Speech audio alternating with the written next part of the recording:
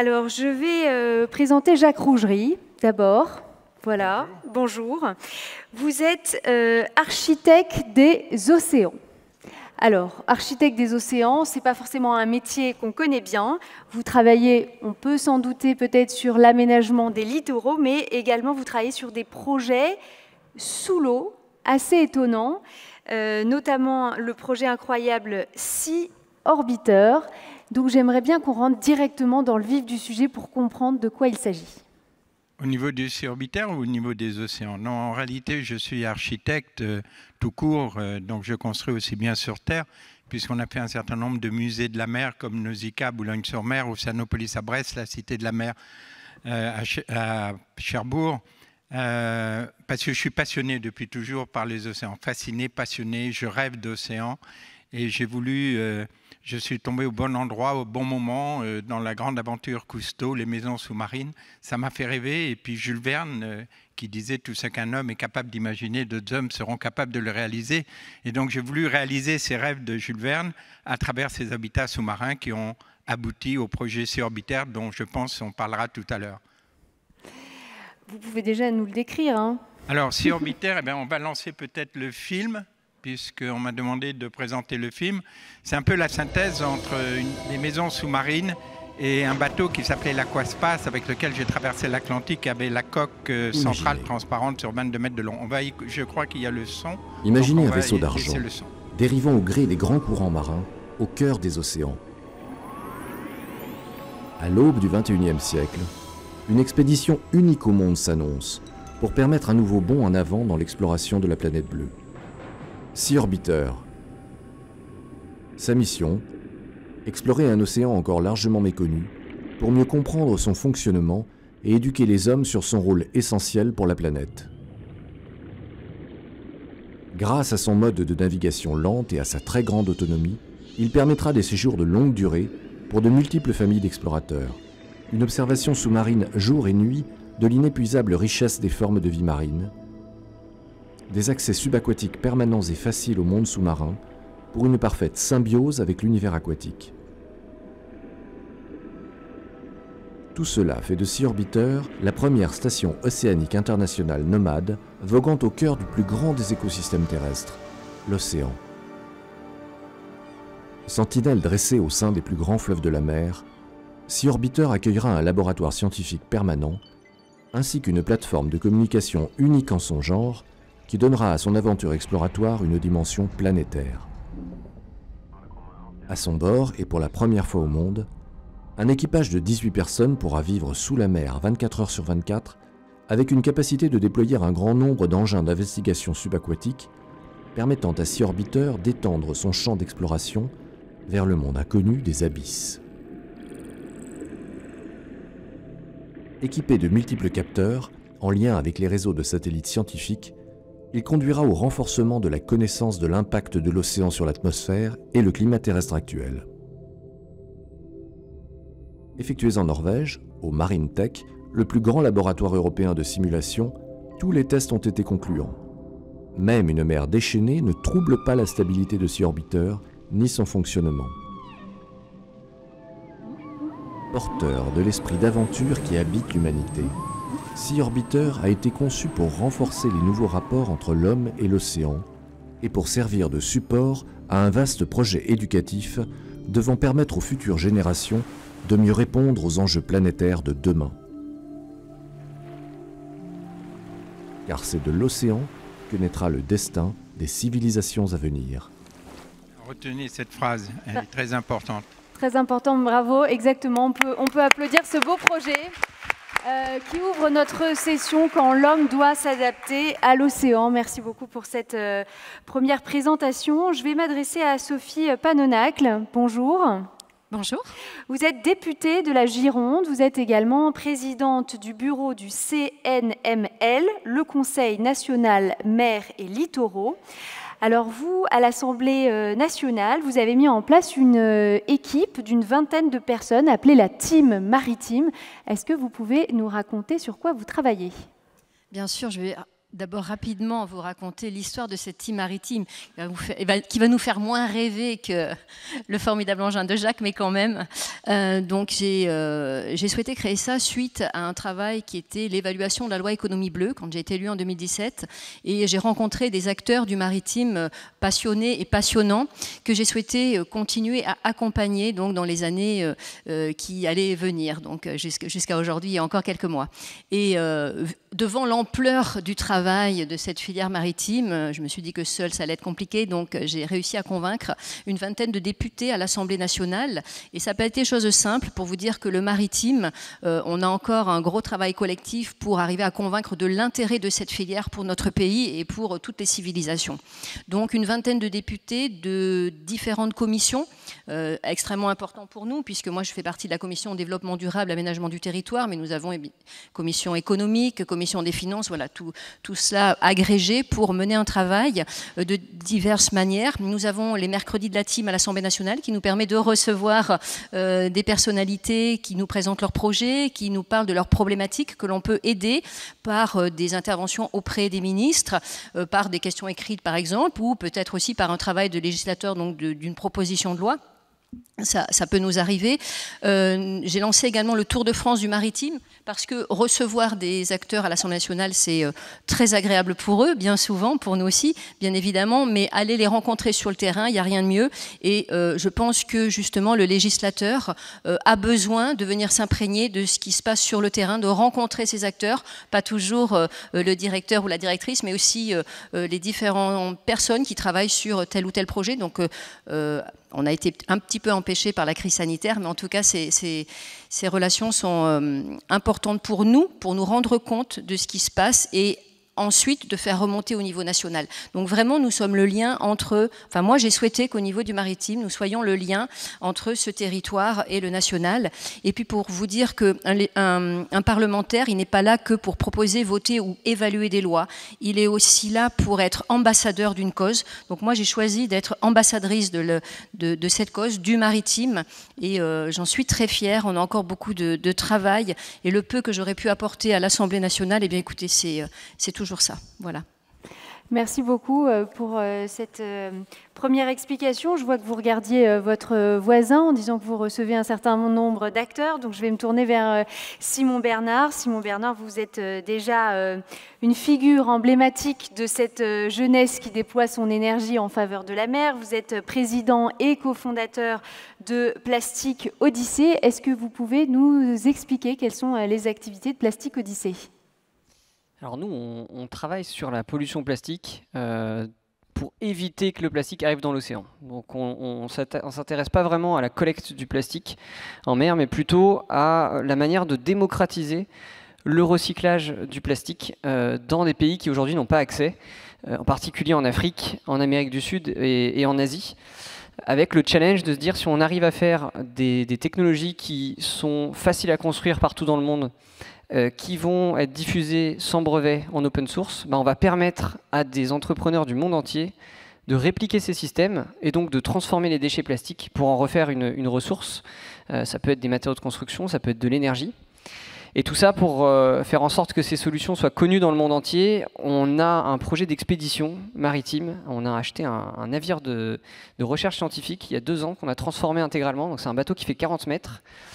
Je sais pas si on a, je crois pas qu'on ait de vidéo, mais c'est un bateau, faut s'imaginer, ça ressemble un petit peu à la Calypso du commandant Cousteau, mais en version lutte contre la pollution plastique. Et donc on a 200 mètres carrés d'atelier à l'arrière, on a installé les différentes machines qu'on a développées, dans le but de partir l'année prochaine pour 3 ans d'expédition en allant de pays en pays pour montrer ces systèmes, montrer que les solutions existent et les diffuser pour qu'elles soient répliquées partout dans le monde. Merci beaucoup, Simon. Je vais me tourner vers vous, Gwenaëlle Côte. Vous êtes directrice scientifique de The Sea Cleaners. Est-ce que vous pouvez nous expliquer exactement, vous pensez embarquer bientôt un laboratoire scientifique. Est-ce que vous pouvez nous expliquer ? Oui, bien sûr. Tout d'abord, je suis vraiment enchantée d'être ici au Havre, au LH2O. C'est la première fois que je visite le Havre, donc très enchantée d'être ici et de pouvoir discuter tous ensemble. Alors, avant de commencer, en fait, j'aimerais bien vous parler d'un film qui s'appelle Bigger Than Us, qui est sorti hier et qui relate les actions de jeunes pour faire des actions pour améliorer notre monde et vraiment agir maintenant, ici et maintenant. Et donc nous, en fait, à The Sea Cleaners, c'est vraiment ce qu'on veut faire. On veut agir ici et maintenant. Et nous sommes une ONG internationale fondée par le navigateur Yvan Bourgnon. Et nous avons des actions également sur la pollution plastique. Et donc, comment sommes-nous engagés contre la pollution plastique océanique? Donc, nous engageons dans plusieurs actions, donc en curatif et en préventif également. Et pour ça, on a un bateau. Vraiment, notre projet emblématique, c'est le Manta. Alors ce bateau répond vraiment à nos 4 missions qui sont de sensibiliser également quand le bateau sera à terre. Nous aurons l'occasion de recevoir le public et de sensibiliser sur la pollution plastique et nos collectes, parce que le bateau également fera des collectes et valorisera les déchets plastiques à bord. Ensuite, ce bateau est vraiment une prouesse technologique avec également les technologies embarquées. Et comme vous l'avez dit, les 2 laboratoires qui seront sur le bateau. Donc on aura un laboratoire humide et un laboratoire sec. Et pour définir les actions dans ces laboratoires, nous avons engagé un conseil scientifique à l'international qui nous permet de définir les missions qui seront embarquées. Mais à l'heure actuelle, concrètement, qu'est-ce qu'on fait? On travaille également avec notamment l'IRD sur la géolocalisation de ces nappes plastiques qui se trouvent en mer, mais également le long des côtes en fait, parce que le Manta, c'est un des bateaux que nous allons déployer. Nous avons aussi les 2 plus petits bateaux, le Mobula 8 et le Mobula 10. Et le Mobula 8, en fait, va partir dans quelques jours ou quelques mois en Indonésie, le pays vers lequel nous allons développer nos premières actions, car ces 2 petits bateaux, Mobula 8 et Mobula 10, vont faire le lien entre le Manta, qui sera le long des côtes, mais comme c'est un gros bateau quand même, pas le long des plages. Et le Mobula 8 ira dans les rivières, mangroves, ports. Le Mobula 10 sera la jonction entre le Mobula 8 et le Manta. Alors voilà, c'est un peu ce qu'on fait en fait en ce moment. Merci beaucoup. Je me retourne vers vous, Sophie Panonacle. Vous avez créé la fête de la mer et des littoraux. Si vous ne connaissez pas encore, ça se tient en juillet un peu partout en France avec environ 500 événements. Est-ce que vous pouvez nous décrire cette fête? Parce qu'on aimerait évidemment pouvoir y participer la prochaine fois. Alors là aussi, ça vient du constat que ce maritime et cet intérêt pour ce monde, pour l'océan, je le trouvais finalement assez réduit. C'est-à-dire que c'est une filière qui travaille, qui est un peu dans l'entre-soi. Et moi, venant de la communication, je me dis comment allons-nous pouvoir ouvrir ce sujet à l'ensemble des Françaises et des Français? On pourrait aller plus loin après, mais enfin déjà, je commençais par là. Et j'ai penser à la fois à la fête de la musique, qui est vraiment un moment de partage. On est ou acteur ou simplement spectateur, mais en tout cas, c'est extrêmement convivial. Et aux journées du patrimoine, qui sont là pour le coup beaucoup plus pédagogiques. Et en faisant un petit mélange des deux, eh bien, nous avons abouti à la mise en place de la fête de la mer et des littoraux. Donc, qu'est-ce que ça veut dire? Eh bien, c'est simplement des entreprises, des associations, des ONG, des particuliers, pourquoi pas, des scolaires qui, pendant 4 jours, puisque comme vous le disiez, ça se tient avant le 14 juillet, qui pendant 4 jours partagent ces moments et proposent à l'ensemble de la population française sur l'Hexagone et les territoires ultramarins, j'insiste, parce que c'est quand même grâce aux territoires ultramarins que nous sommes la 2e zone exclusive économique, donc ne les oublions jamais, et où les problématiques de pollution, de submersion sont extrêmement prégnantes. Donc, embarquer tout le monde pendant ces 4 jours, c'est simplement de la sensibilisation justement à la pollution, c'est de la pédagogie.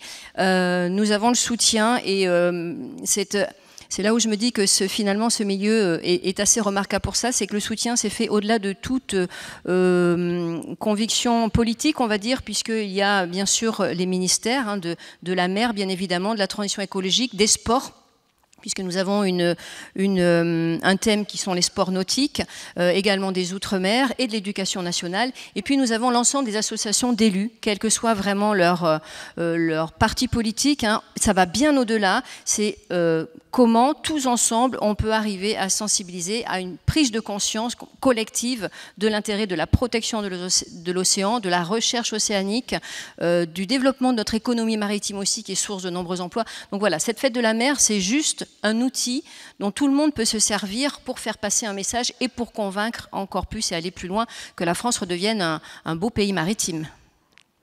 Simon Bernard, vous aussi, vous avez un certain nombre d'actions pédagogiques. Quels sont les messages et comment vous les faites passer concrètement ? Alors effectivement, le sujet de pollution plastique, il y a un peu 2 actions à mener en parallèle. C'est traiter cette quantité de déchets qui a déjà été produit, qui sont sur les côtes actuellement et qui se déversent dans l'océan, mais aussi éviter d'en produire. Et donc l'axe de sensibilisation, de pédagogie, elle va plutôt dans ce sens-là. Ça va être d'essayer de trouver des manières de faire changer les comportements. Et ça, on n'a pas les mêmes habitudes ou les mêmes raisons de consommer du plastique en France, à Dakar, en Indonésie. Et donc ce qu'on fait, c'est qu'on a un programme de recherche en sciences sociales qui va être déployé à chaque escale, où on s'intéresse à déjà comprendre quel est le rapport qu'on peut avoir aux déchets et au plastique dans chaque pays, pour derrière savoir comment est-ce qu'on peut sensibiliser et comment est-ce qu'on peut faire changer les comportements. Et ça va être une première. C'est vrai qu'on s'intéresse assez peu aux sciences sociales et pour moi je trouve que c'est essentiel. En tant qu'ingénieur, on est passionné de technique souvent, mais si on oublie l'humain qui est derrière, qui utilise, on va pas très loin. Donc c'est un peu ces 2 actions qu'on mène en parallèle. Merci Jacques Rougerie. Vous aussi, vous vous intéressez à la jeunesse beaucoup, avec une fondation aussi. Vous essayez bien sûr de transmettre votre passion, mais vous remettez également des prix à des jeunes qui travaillent sur l'aménagement des littoraux, aussi bien que sur le biomimétisme. Est-ce que vous pouvez nous en parler ? Oui, j'ai donc créé cette fondation il y a une dizaine d'années avec le prince Albert de Monaco. Donc cette fondation, elle est sous l'égide de l'Institut de France. Et ma passion, ça a toujours été de transmettre aux jeunes cette passion que j'ai eue moi-même, que j'ai toujours d'ailleurs. Et ces rêves que j'ai qui me portent, comme vous avez vu, c'est Orbiter qui est un peu le symbole de tout ce travail que j'ai mené, enfin que nous avons mené en équipage depuis une 30aine d'années. Et je crois en toute sincérité que c'est les jeunes qui nous montrent à l'heure actuelle le chemin vers quoi il faut tendre par rapport non seulement à la mer, mais à comment bâtir ce futur à travers cette transversalité des différentes disciplines. Et voilà, donc cette fondation remet chaque année 3 prix, 3 grands prix. Un prix donc d'architecture et d'ingénierie de la mer, donc un prix sur la problématique du littoral et la problématique surtout de la montée du niveau des océans. Comment arriver progressivement à trouver des solutions par rapport aux zones géographiques et sociétales, parce que c'est à chaque fois différent. Si c'est les Maldives ou si c'est la Hollande, ce n'est pas du tout les mêmes problématiques économiques et sociétales, bien entendu, puisqu'il va y avoir plus de 300 millions de réfugiés climatiques d'ici 100 ans. Voilà, donc on arrive à des approches extrêmement intéressantes. Et puis le 3e prix, c'est l'espace, parce que je crois beaucoup à la conquête spatiale. Il y a beaucoup de similitudes, de rapprochements entre le monde de l'espace et le monde sous-marin. Donc il faut faire confiance en ces jeunes. On a 10 000 candidats, plus de 10 000 candidats de 135 pays. Je peux vous dire qu'ils ont un imaginaire extraordinaire et qu'ils nous montrent les chemins des possibles. quelques exemples peut-être à partager avec nous sur ceux qui remportent ces prix ou ces projets que vous voyez concrètement? Parce que là, j'ai parlé du biomimétisme, mais peut-être que vous expliquez mieux ce que c'est que moi. Alors, oui, ces prix, donc, on essaye de les orienter vers ce que disait Léonard de Vinci à ses étudiants. Allez prendre vos leçons dans la nature, c'est là qu'est notre futur. C'est tellement d'actualité aujourd'hui, 500 ans après, vous vous rendez compte? Donc, on parle de plus en plus de ce rapport à la nature, du génie de la nature, de ces 38 milliards d'années que disons, la nature existe, comment elle a été formée. Voilà, donc c'est un puits sans fin d'imaginaire. Mais ce que je voulais dire aussi, c'est que la Fondation accompagne les prix après. C'est-à-dire, on fait de grandes expositions à travers le monde, aussi bien en Chine qu'aux États-Unis ou en Europe. Et puis, on les met dans les circuits industriels. Donc, on les aide à monter des startups. Par exemple, à l'heure actuelle, le prix de l'espace, on les a mis en communication. C'était un module lunaire qui est en train un prototype qui est en construction en ce moment, en fin de construction avec le CNES et l'ESA. Et ce module lunaire va être exposé à l'exposition universelle à Dubaï dans quelques jours, puisque c'est le 1er octobre que ça va être exposé.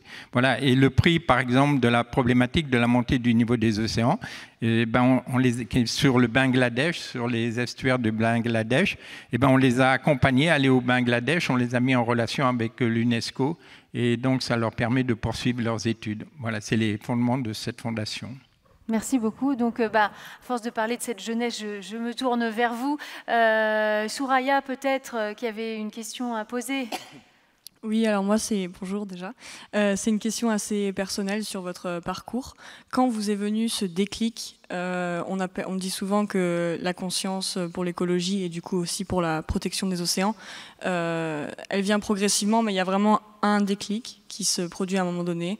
Et voilà, qu'est-ce qui vous a amené à créer The Sea Cleaners? Qu'est-ce qui vous a amené à créer Plastic Odyssey? Et pourquoi comment vous est venu cet amour aussi pour la mer, par exemple? Je crois qu'il y a une passion commune, c'est le rêve.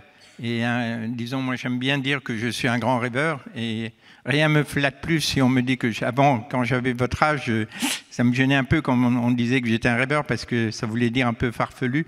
Et maintenant c'est l'inverse, mais je suis un grand rêveur pragmatique. Donc je crois que ce qui nous porte tous là, c'est pas à Simon qu'on va dire ça, c'est le rêve, c'est de bâtir ses rêves, c'est le plus important.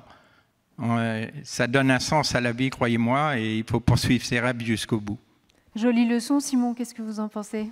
Oui, complètement. Moi, c'est vrai qu'il n'y a pas eu de déclic. On entend souvent ouais, j'ai eu un déclic, à un moment donné, j'ai regardé un documentaire. Moi, c'est venu petit à petit par des rencontres. J'ai commencé à participer à beaucoup de projets quand j'étais étudiant. J'ai fait un projet de recyclage de savon d'hôtel.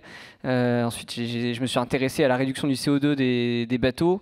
Et après, j'ai rencontré un jeune ingénieur comme moi, Corentin de Châtel-Perron, qui travaillait sur les low-tech. Et j'ai embarqué sur le Nomade des mers, qui était un peu un bateau d'exploration sur les low-tech, donc l'inverse des high-tech. Et c'est un peu toutes ces expériences-là qui m'ont amené à vouloir m'engager et monter mon propre projet. Et j'ai un truc quand même que je raconte souvent, parce que j'aime bien faire des choses qui n'ont jamais été faites, j'aime bien sortir des sentiers battus. Et je raconte toujours cette histoire des crapauds fous. Je ne sais pas si vous en avez entendu parler. C'est l'histoire de... Ce que dit cette histoire des crapauds fous, c'est que les crapauds se déplacent tous les ans d'un point A à un point B, ils migrent. Et en migrant, très souvent, ils traversent des routes, ils sont écrasés. Sauf quelques crapauds qui ont décidé de ne pas faire comme les autres et d'aller dans des directions un peu autres, des chemins de traverse, et qui, on ne sait pas exactement pourquoi ils prennent ces chemins, sont tombés sur des crapauducs, qui sont des tunnels construits pour les crapauds pour traverser les routes. Et grâce à ces crapauds fous, l'espèce est sauvée. Et je me dis qu'on est peut-être des crapauds fous un peu à essayer de trouver des chemins. On ne sait pas exactement pourquoi on fait ça, parce qu'effectivement, on pourrait suivre le chemin un peu conventionnel et d'essayer d'explorer. Il y a ce goût de l'exploration, de faire différemment. Et je pense que ça nous anime tous. Et il faut, à mon avis, avoir conscience qu'on n'est pas obligé de cocher une case, de faire un métier qui existe déjà. On peut inventer son activité, on peut inventer une nouvelle voie. Et je pense que c'est ça que j'aurais voulu entendre quand j'étais plus jeune. Donc je vous partage ça, n'hésitez pas à explorer et à faire des choses qui n'ont jamais été faites. Gwenaëlle Cotte, sur cette révélation vis-à-vis de la mer pour vous? Alors, en fait, donc je vais répondre en deux fois parce que j'ai ma réponse personnelle et puis après j'ai la réponse de Dusty Cleaners. Bien sûr. Et donc, alors personnellement, en fait, à 5 ans, j'avais déclaré à ma mère que j'allais travailler pour l'organisation du Panda. Voilà. Et donc, bon, ça s'est pas fait. Parce que après, à 10 ans, par contre, je me suis dit, tiens, je vais être océanographe. Ensuite, en licence, j'ai rencontré le monde des algues. Et là, j'ai été complètement prise par la beauté de ce monde. Et donc, j'ai étudié les algues. Et ensuite, la vie a fait que j'ai arrêté l'océanographie, j'ai arrêté les algues, j'ai fait autre chose. J'ai passé 18 ans aux États-Unis.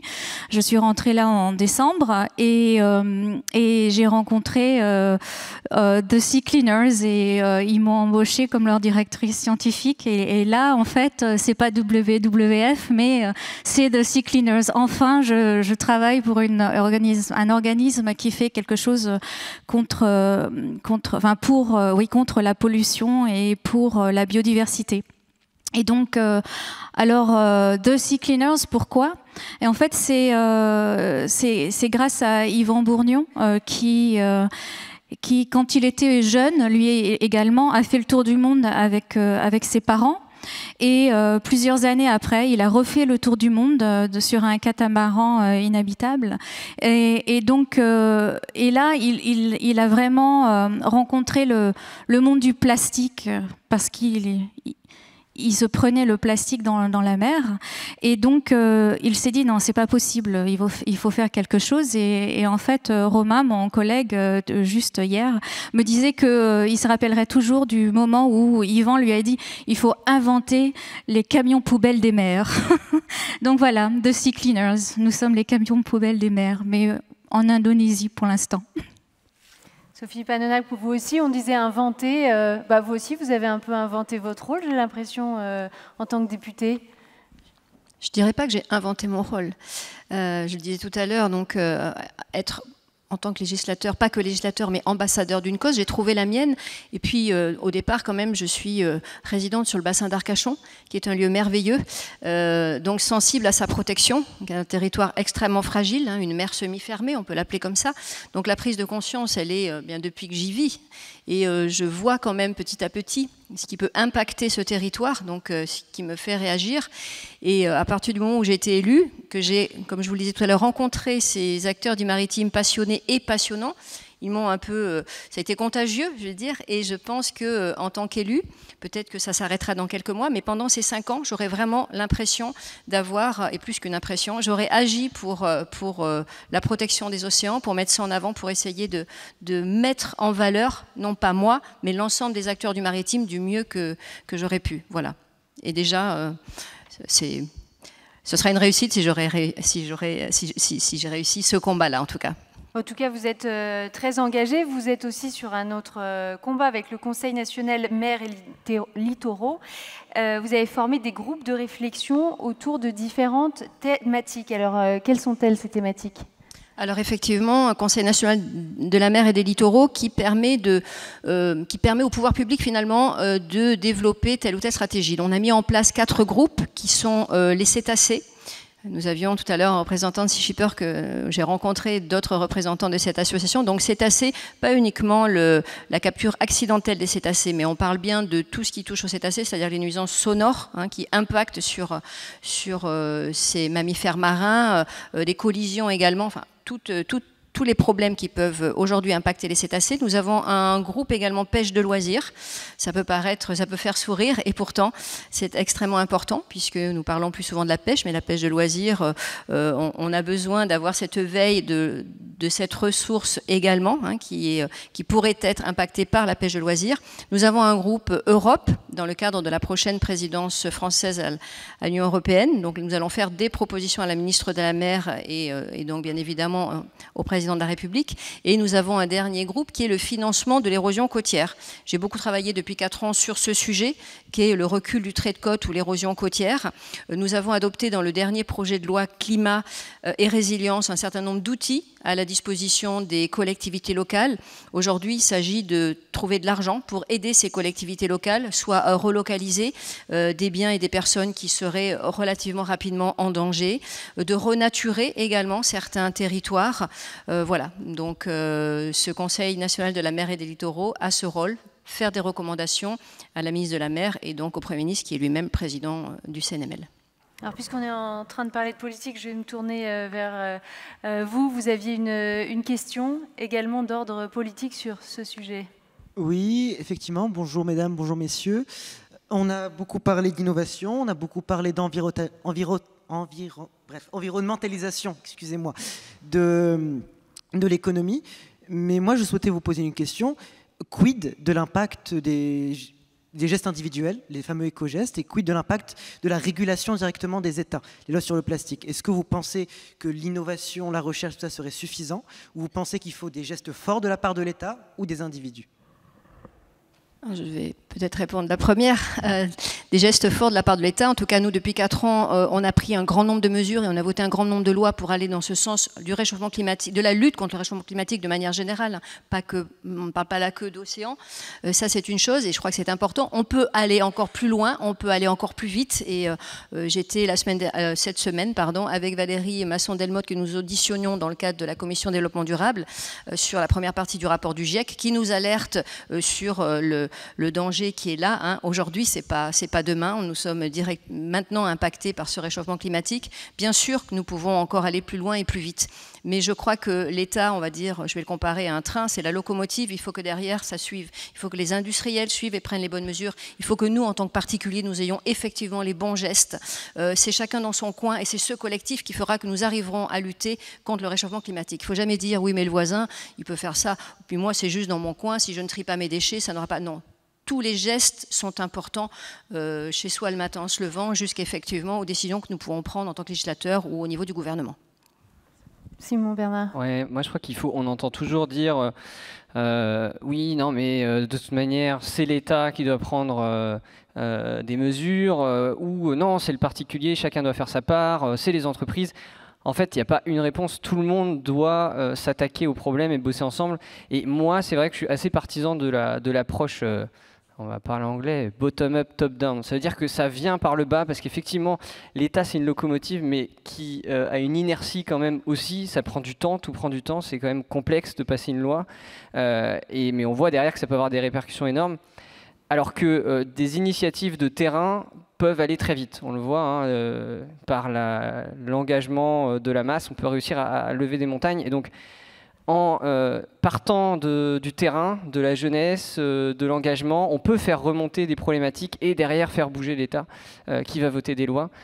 Et ça va amplifier l'action. Je pense qu'il faut vraiment qu'on soit conscient de ça, quoi. Il y a pas... c'est la force du collectif, ouais, c'est sûr.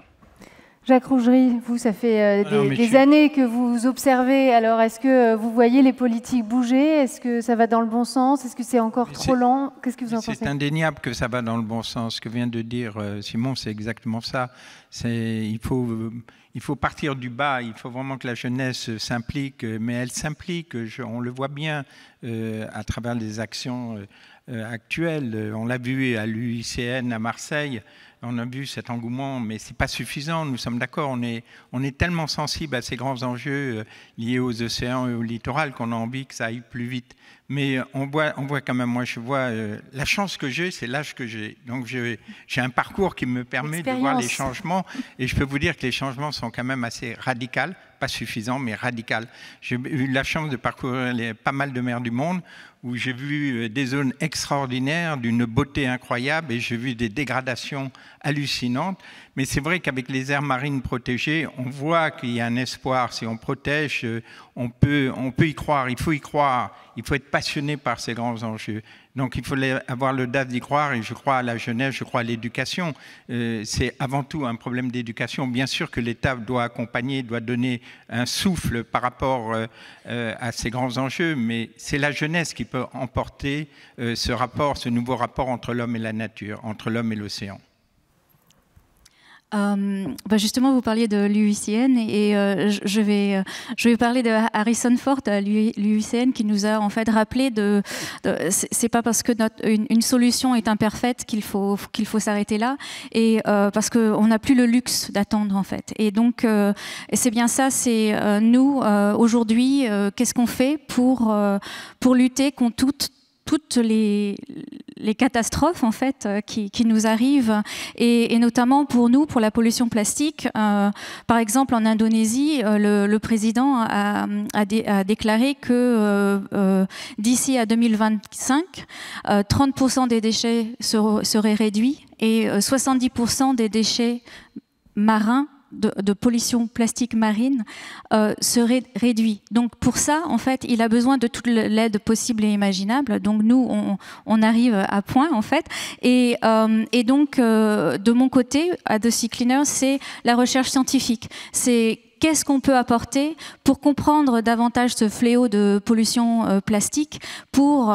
Si on ne comprend pas, on ne va pas pouvoir le régler. Et donc, là, c'est justement à tous les fronts. On engage également, on discute avec les industriels également. Donc, on essaye de vraiment, comment on dit, engager, c'est pas le terme, mais tous les acteurs, tous les stakeholders, comme on dit aux États-Unis, pour essayer de réduire cet impact sur cette biodiversité qui nous est chère. Elle nous est chère parce qu'on en fait partie. Alors Gaëlle, tu avais une question. Oui, bonjour à tous et à toutes. Du coup, ma question, elle porte plutôt sur nous en tant que citoyens. Quels conseils vous pouvez nous donner à chaque citoyen et citoyenne pour préserver au mieux l'océan dans son quotidien par ses actes, etc. Alors, qui c'est qui veut répondre? Peut-être... Ne plus utiliser de plastique, jetable en tout cas, au moins déjà. Les cotons-tiges, les fameux cotons-tiges, quand nous on organise des collectes de déchets sur les plages, on trouve particulièrement des cotons-tiges, bon, même si maintenant ils sont interdits, mais quand même, on trouve des pailles, on trouve des micro-déchets plastiques. Donc, dans notre quotidien, déjà, bannir tout ce qui est plastique jetable. C'est un petit geste, mais voilà, c'est. Voilà, le conseil de la députée pour nous, citoyens, élèves, etc. Donc, plus de bouteilles plastiques. On arrête tout ça.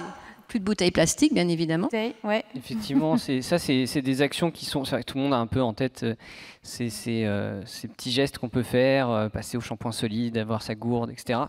Et moi, je trouve aussi que la pollution plastique, c'est un super sujet parce que c'est visible. Donc, il y a des actions concrètes, on peut le voir. Mais il ne faut pas oublier que l'océan est pollué par d'autres formes de pollution qui ne sont pas uniquement plastiques, des pollutions chimiques, le CO2 qui entraîne l'acidification des océans. Et donc, aussi se rendre compte que au-delà du plastique qui est quand même très médiatisé, un sujet très médiatisé, l'océan est impacté par de nombreuses pollutions et on peut, en changeant un peu nos comportements, nos habitudes, contribuer à préserver cet océan, lutter contre la surpêche, etc. Il y a énormément d'actions qu'on peut faire à notre échelle en consommant différemment, en vivant différemment. Et donc juste prendre conscience de toutes ces pollutions et de tout ce qu'on peut faire à notre échelle.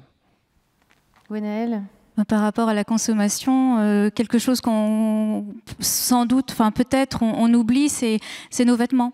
Et donc, au lieu d'acheter des vêtements neufs, par exemple, on peut acheter des vêtements d'occasion. Enfin, voilà, moi, je m'habille plus qu'en vêtements d'occasion. Et donc là, je reviens des États-Unis, et donc tout ce qui est dans mon appartement, puisque j'avais rien, c'est de l'occasion également. Donc, essayer de ne plus acheter vraiment du neuf, parce que le neuf, c'est pas vraiment, enfin, c'est pas vraiment l'économie positive, parce que ça a été créé. Donc là, maintenant, pour la consommation, tandis qu'il y a des biens qui sont à notre portée parce qu'on peut leur donner une nouvelle vie. Et moi, je trouve ça beau. Jacques Rougerie ? Non, mais je reviens toujours sur ce problème d'éducation. Je pense qu'à la base, c'est ça, c'est pour essayer de vraiment apporter des solutions, résoudre ces problèmes. Il faut partir au niveau de l'éducation. Moi, je resterai dans un registre beaucoup plus optimiste Bien sûr, j'ai terriblement conscience. Je ne veux pas que ces jeunes pensent au catastrophisme. Je suis un anti-catastrophiste, mais un terrible pragmatique. Je vois les déchets, je vois, comme je vous disais, j'ai parcouru certaines mers du monde, donc j'ai vu vraiment des choses incroyables, inadmissibles. Mais l'océan est tellement immense. On connaît tellement peu l'océan. Vous savez, c'est pas vous que je veux dire ça, tout le monde, vous le savez tous, c'est 71% de la surface du globe, mais c'est aussi 3,7 km d'épaisseur d'eau, donc c'est 11 000 mètres de profondeur au plus profond des océans. Moi, quand j'ai eu la chance de parcourir plusieurs fois, de traverser l'Atlantique avec ce bateau de 22 mètres de long, avec la coque centrale complètement transparente, j'ai pu voir des choses incroyables de beauté. Et je crois qu'il reste encore beaucoup de choses au niveau de la beauté des océans. Donc il faut avoir cette conviction pour justement réagir. Moi, je crois beaucoup au côté positif pour réagir, pour vraiment avoir une action concrète. Eh bien, merci beaucoup. On va finir sur cette formidable touche d'optimisme. Merci à tous nos invités d'avoir bien voulu réagir sur ce sujet. Merci à vous, chers étudiants, de m'avoir accompagné pour poser ces questions. Merci. Je vous demande de les applaudir pour leur engagement. Bravo à eux, bravo à tous.